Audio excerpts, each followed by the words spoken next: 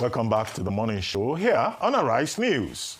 Joining us now with stories trending around the world is Oji Ope. Good morning. Oji. Good morning, Dr. Abati. How are you this morning? You are quite early today. Yes, we have a live. I believe Wike is speaking to Nigerians again, so we have that at 10 o'clock. Good morning, Ayo. How are you this morning? Good morning, Rufai on fire. Right, all right, let's get into this. Well, good morning to you, viewers. Let's begin what's trending in Edo State, where a shocking video showing the assault of veteran Nollywood filmmaker Don Pedro Obaseki has generated mixed reactions on social media. The filmmaker, who is a cousin of former Edo State Governor Godwin Obaseki, was attacked and paraded through Benin City over allegations that he insulted the Oba of Benin. Don Pedro had used the phrase Edo Otokbaye to salute a gathering of Edo people in London instead of the traditional Oba Otokbaye in respect to the king. Well, upon his return to Edo State, thugs loyal to the palace apprehended him and stripped him to his boxers, then paraded him approximately 5 kilometers to the palace gates to apologize to the king. Let's take a look.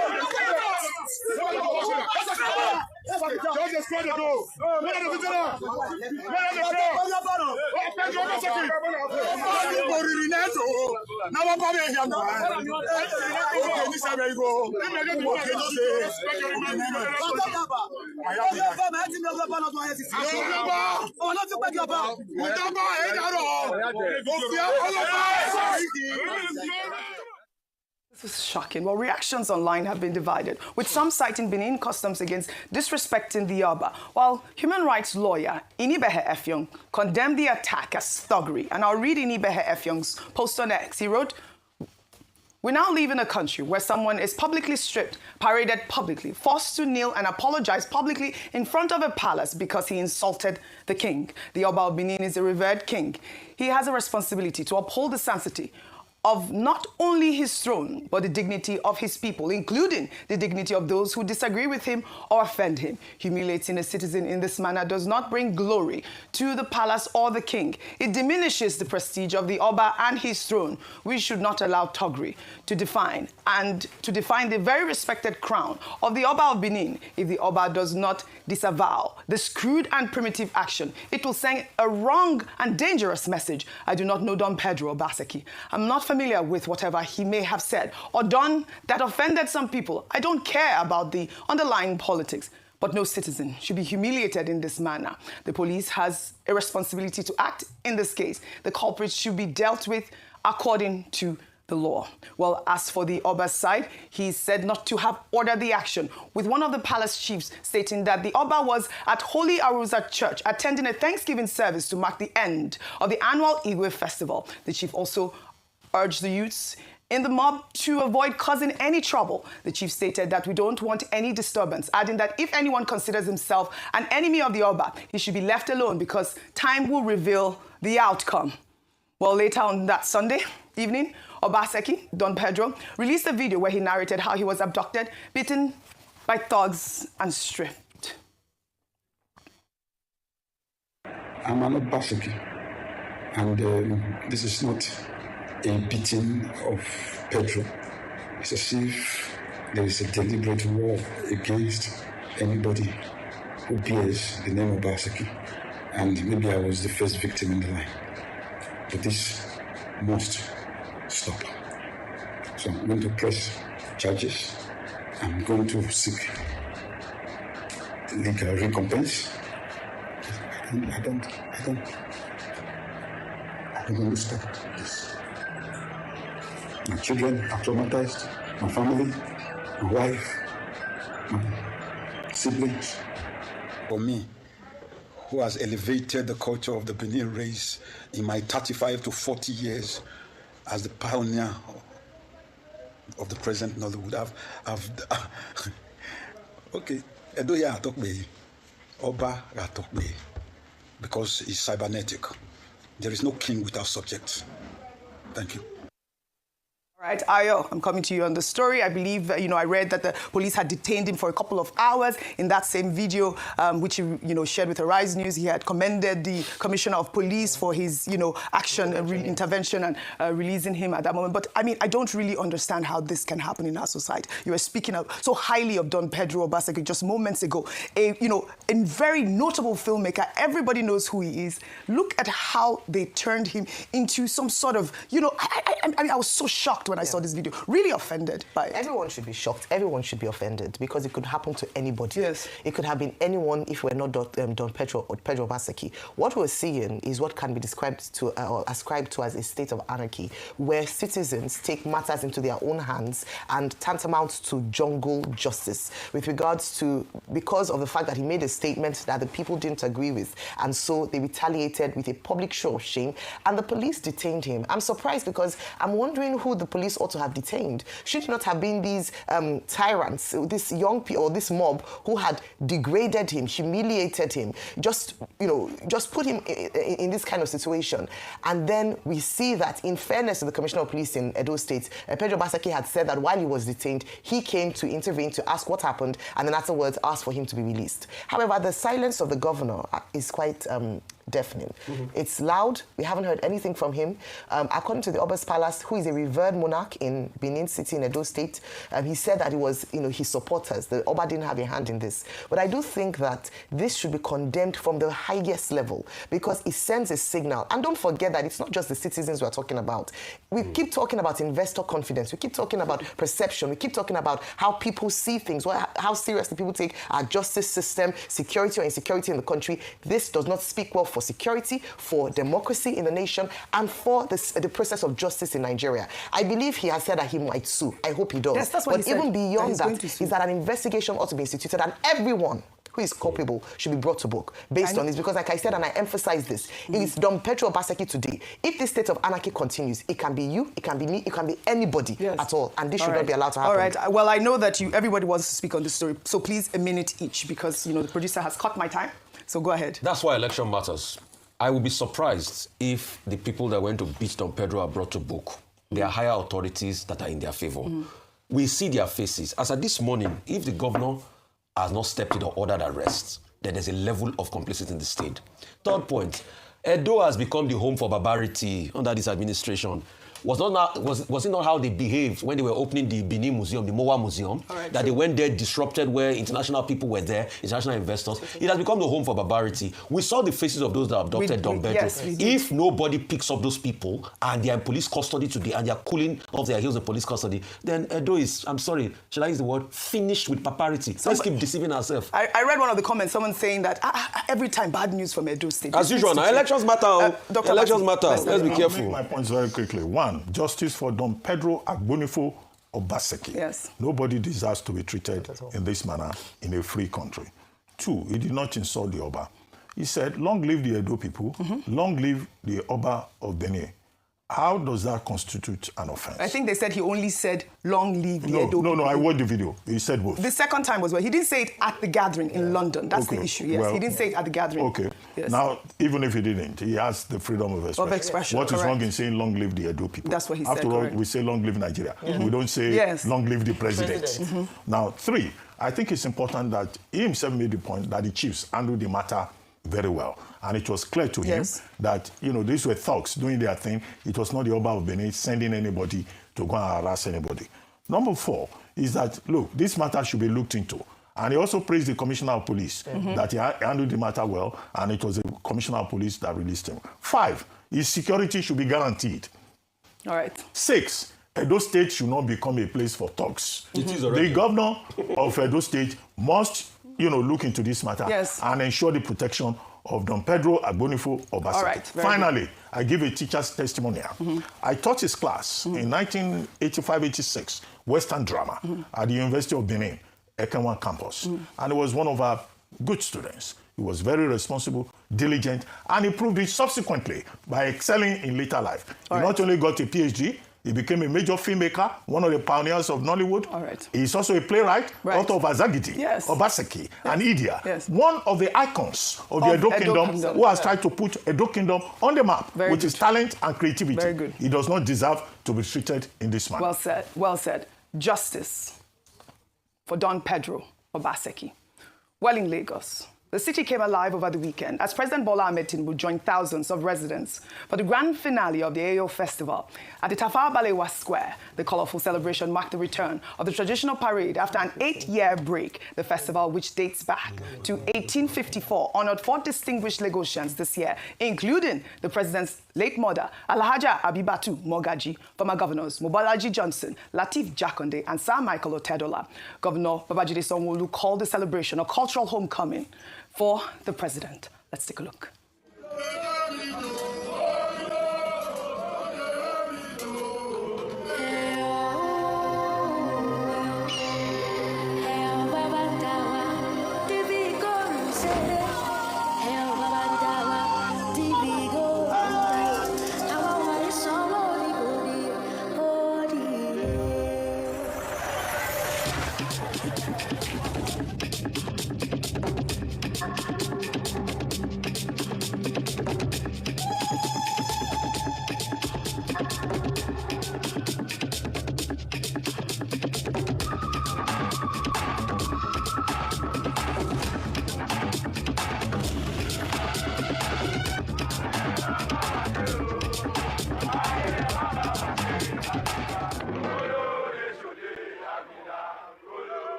Congratulations to Lagosians. This was a beautiful festival. Well, the beautiful Ayo Festival was marred by violence that erupted after hoodlums masquerading as Ayo participants were seen in several videos assaulting residents. In one particularly alarming video sequence, one of the hoodlums is seen wielding what appears to be a firearm, prompting panic among bystanders. Let's take a look.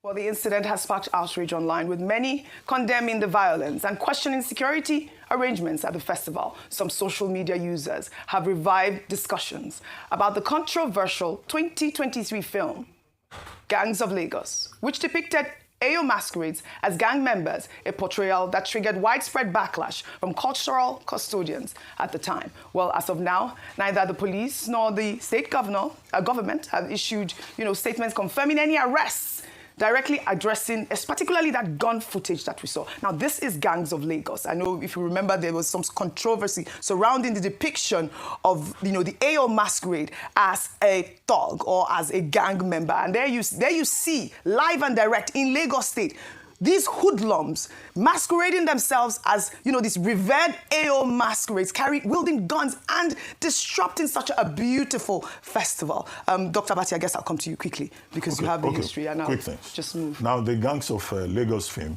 all of that is about censorship, artistic freedom. That scene that you showed, that Ayo masquerade, I was wearing the mask, the cap, the aga of the Adimo, which is the highest level of Ayo. So those who objected may have said, oh, you are desecrating our tradition. But people must always realize that artistic expression is fictional, is different from reality. And when we're talking about art, you have the freedom to exaggerate reality, to expand it, to interpret it, to modify it. But there's a lot of ignorance, even from the censors themselves. But to the specific incident that happened, during this year's Adimo Orisha Festival, I think it was a very successful event. The first one they would do since 2017, 8 years was the last time.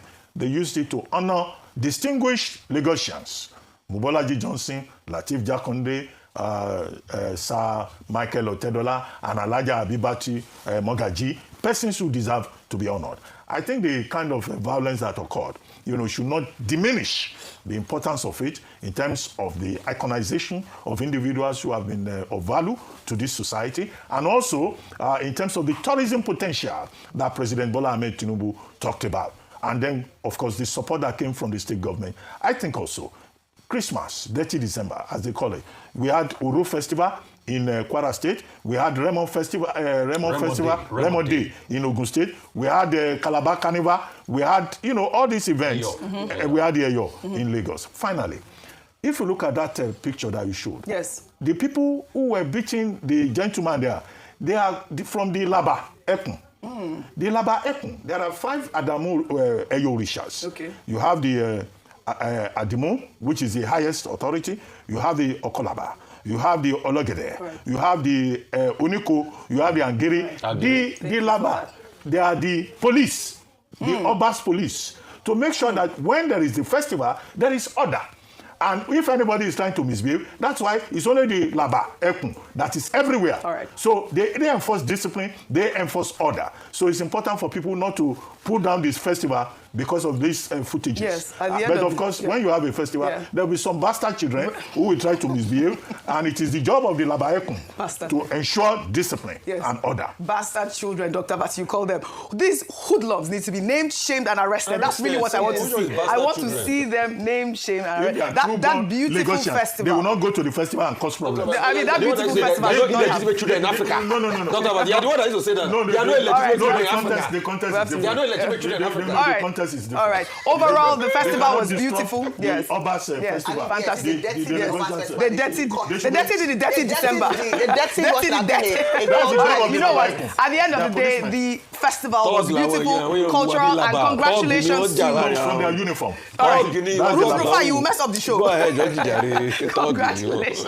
Congratulations to Lagosians. Congratulations to the governor of Lagos State. And of course, Tinubu, who was also made the Okolomo or the Ayo for Ayo as well. Was Ayo, the beautiful. He said Ayo. He's the one that said it. I'm not sure. The Ayo Festival was beautiful. Congratulations to all Lagosians. Meanwhile, mixed reactions are trailing President Bola Ahmed Tinubu's departure to Europe for his end-of-year break before proceeding to Abu Dhabi in the United Arab Emirates. Many Nigerians on social media have criticized the timing of the trip, citing the recent attacks in Sokoto and Zamfara states, ongoing economic hardship, and the frequency of the president's foreign travels. However, in a statement on Sunday, the president's special advisor on information, Bayo Ononuga, defended the trip, saying that it includes an official invitation from UAE President His Highness Sheikh Mohammed bin Zayed Al Nahyan. According to Ononuga, President Tinubu will participate in the 2026 Abu Dhabi Sustainability Week Summit in early January, which brings together world leaders to discuss sustainable development and climate action. The president was seen off at the presidential wing of the Murtala Mohammed International Airport in Lagos by senior government officials. I'll take a reaction, Ayo, before I come to you. This is from David, who wrote, today, Tinubu traveled out of Nigeria to Europe for the holidays. From there, he will travel to Abu Dhabi to continue his self-impressing